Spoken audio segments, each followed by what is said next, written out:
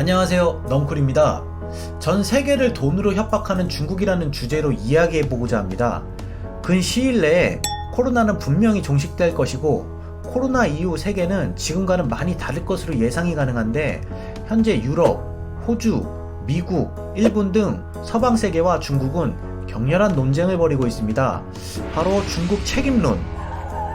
최근 미국 트럼프 대통령은 코로나 관련 원점에서 차단되어질 수 있었다고 믿기 때문에 현재 상황에 분노한다며 조기에 막을 수 있었고 전 세계로 확산되지 않을 수 있었다며 중국에게 상당한 손해배상과 책임지게 하는 여러가지 방안을 강구하고 있다고 언급했습니다.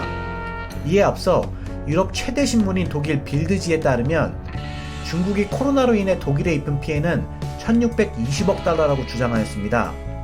이 소식을 들은 트럼프 대통령은 적절한 것 같다며 동감을 표했습니다. 당연히 중국 측은 격앙된 반응을 쏟아냈죠. 중국 외교부 대변인 경샹은 말도 안 되는 거짓말을 미국이 하고 있다. 미국 정치가들은 자기 할 일이나 잘해라. 남을 비판치 말고 코로나 잘 관리해라. 뭐 이런 당연한 반응이었습니다.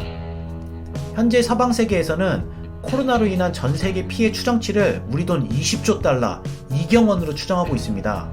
마크롱 프랑스 대통령은 중국이 코로나를 잘 대처했다는 말은 순진한 생각이라고 했고 독일 메르켈 총리는 코로나에 관련해 중국은 투명하게 공개하라며 중국을 압박했습니다. 호주 같은 경우는 한국과 중국 의존적 상황이 굉장히 비슷한데요. 경제는 중국에 크게 의존하고 안보는 미국에 의존하는 상황입니다. 헌데 그런 호주를 중국이 강하게 압박하며 위협하고 있습니다. 이유인즉슨 현재 서방 세계가 모두 중국 책임론을 제기하는 가운데 호주 역시 이에 편승하려는 기미가 보이자 주 호주 중국 대사 청징에는 호주 정부가 코로나 발생 원인 조사 시 호주 제품에 대한 중국 불매 운동이 벌어질 수 있고 중국 학생과 관광객의 호주 방문을 끊긴다고 협박한 것입니다. 서방 국가 중에 가장 만만한 국가가 호주라고 판단한 것 같습니다.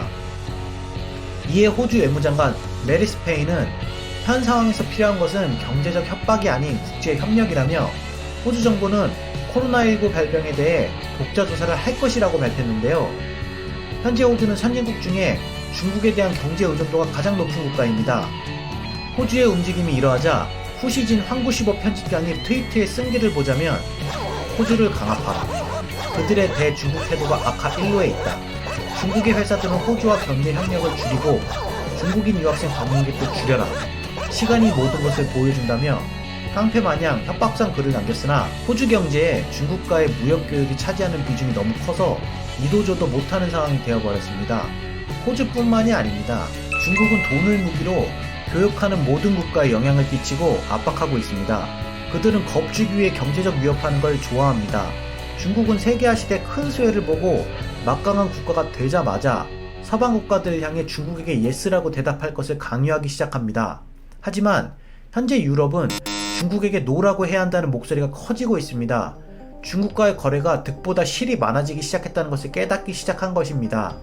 간단한 중국의 협박 사례를 살펴보면 체코 고위급 국회의원이 대만에 방문할 계획이 있었으나 중국이 협박하여 체코는 아무것도 못하고 있습니다. 독일 화해 장비 거부 시 중국 내 독일 자동차 공장에 피해를 줄 수 있다고 독일을 협박하고 있습니다. 사실 유럽연합의 무역 중 중국이 차지하는 비중은 5.5%에 불과한데 중국은 개별 국가들을 각계격파해서 겁먹게 하고 있습니다. 유럽연합의 가장 중요한 경제 파트너는 유럽연합 자신입니다. 이와 같은 사례들로 전 세계는 중국을 바라보며 생산을 해외에 의존함이 얼마나 위험한 일인지 자각하게 되었습니다. 프랑스 재무장관 브루노 르 마리는 유럽은 중국 의존도를 줄여나가야 한다고 주장, 더욱이 중국 시장은 돈벌이 장소도 아니라고 밝혔습니다.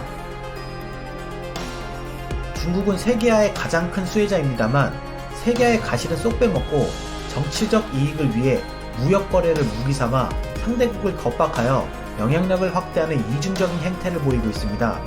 그로 인해 전 세계는 현재 고립주의로 나가고 있으며 민족주의로 회귀하고 있습니다. 지금의 세계화라는 것은 결국 탈중국화입니다. 세계가 이와 같은 흐름이 지속됨에 따라 세계화 시대의 가장 큰 수혜자인 중국도 경제가 얼어붙고 있습니다. 중국과 손을 잡는 것, 중국과 무역을 하는 것, 중국의 돈을 투자받는 것이 결국엔 국가를 얼마나 위험하게 할 수 있는지 똑똑히 봐왔고 우리는 그것을 교훈 삼아 코로나 종식 이후 중국과 어떤 관계를 설정해야 할지 한번 고민해봐야 할 듯 싶습니다. 이상 넝쿨이었습니다. 감사합니다.